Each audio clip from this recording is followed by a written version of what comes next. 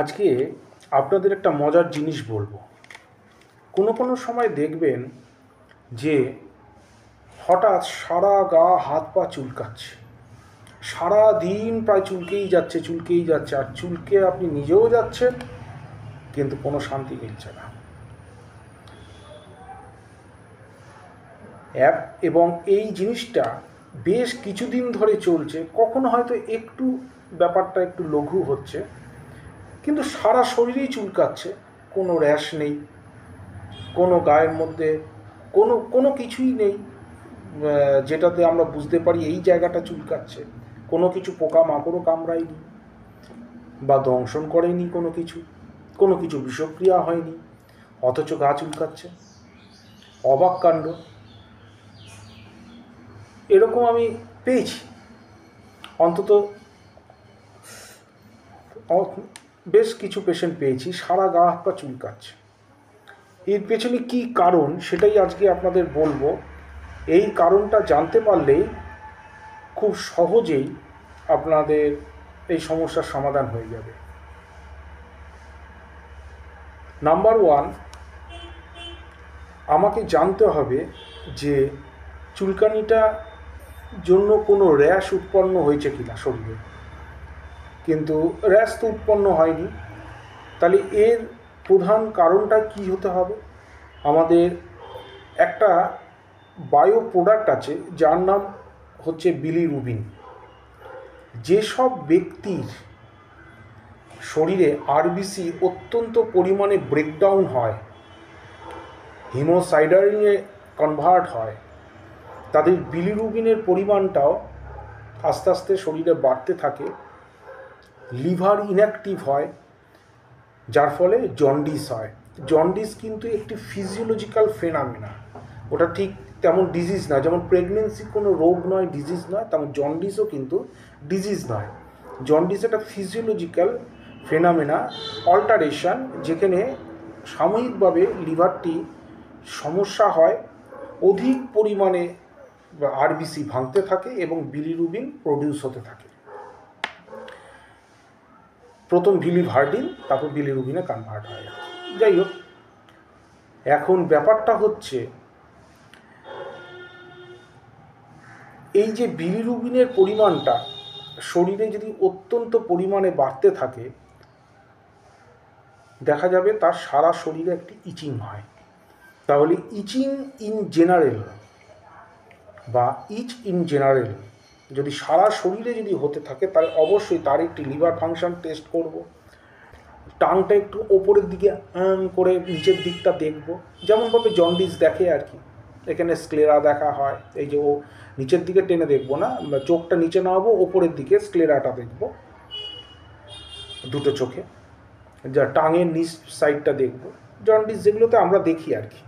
এবং সারা শরীরে তো একটা ইয়োলিশ একটা ডিসকালারেশন থাকে। দেখবেন জন্ডিস থাকলেও শরীরে একটি ইচিং হতে থাকে, ইচ হতে থাকে সারা শরীরে। তো এখন এই যে জন্ডিসের ব্যাপারটা, এটা তো একটা দিক হলো, কিন্তু সবারই যে জন্ডিস থাকতে হবে এমন তো কোনো মানে নেই।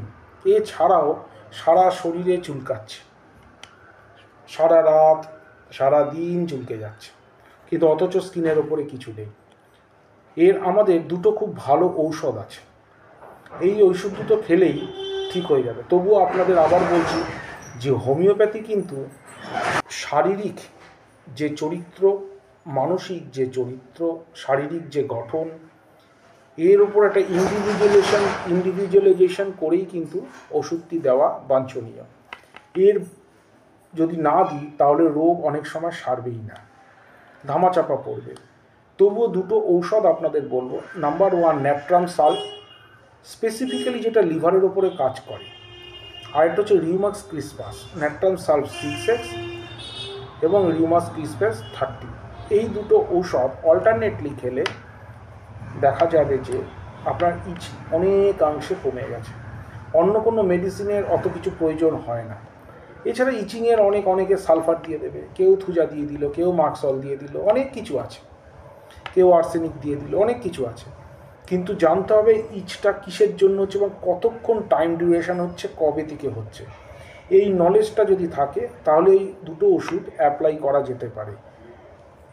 হাত পা চুলকালেই কিন্তু হবে না, সেই ইচেই এইগুলো কাজ করবে, যেখানে কোনো ইরাপশান থাকবে না, কোনো আলসারেশন থাকবে না, কোনো বয়েলস, কোনো কিছু এইসব কিচ্ছু থাকবে না, সেক্ষেত্রেই কিন্তু এই দুটো ওষুধ কাজ করবে। কিন্তু তবুও হোমিওপ্যাথিতে ওরমভাবে হয় না। একটা অ্যাভারেজ আমি ঔষধ বলে দিলাম আপনাদের। অনেকেই আমাকে বিভিন্ন সময় প্রশ্ন করেছেন বলে আমি এইটা বললাম, ইউটিউবেও অনেকে করেছেন, হয়তো কোনো সময় কোনো একটা ভিডিও দিয়েছিলাম, তার পরিপ্রেক্ষিতেই হয়তো কিছু করেছেন আপনারা, তো সেটা বলে দিলাম। আসল কারণগুলো ম্যাক্সিমাম যে স্কিন র্যাশ বা বয়েলস বা যাই হোক না কেন, কেরাটোডার্মাটাইটিস, সবই এগুলো হচ্ছে স্কিনের বাইরে দেখতে পাওয়া যায়। কিন্তু পার্টিকুলার যখন বিলিরুবিন বেশি পরিমাণে হয়, মানে বেশি পরিমাণে শরীরে তৈরি হতে থাকে এবং সেটি এক্সক্রিয়েট হতে পারে না, কিছুটা ইউরিন দিয়ে এক্সক্রিয়েট হয়, তারপর আমাদের স্টুলে কিছুটা থাকে, এই যে জিনিসগুলো হয়, এটা যখন রেস্ট্রিক্টেড হয় অর্থাৎ বের হতে পারে না, তখন হচ্ছে এই ইচ প্রবলেমটা আসে। কিন্তু নর্মালি যদি বের হয়ে যায়, কারুর জন্ডিস হলো অথচ সুন্দর বেরিয়ে যাচ্ছে, অধিক ইউরিন হচ্ছে, হতেই পারে।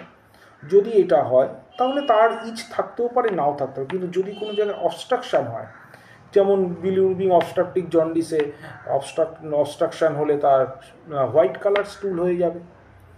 তাহলে হোয়াইট কালার স্টুল যার হবে, দেখা যাবে অবস্ট্রাকটিভ জন্ডিসে সেই অবস্ট্রাকশনের জন্য সার সরিয়ে ইচিং হচ্ছে, তাহলে তার স্টুলটা কিন্তু একবার জানার দরকার আছে। তাহলে তা 2-4 দিনের মধ্যে যদি আপনার ওষুধে না কমে, তাহলে অবশ্যই একটা রুটিন স্টুল করতে হবে, সঙ্গে একটা ইউরিন করতে হবে।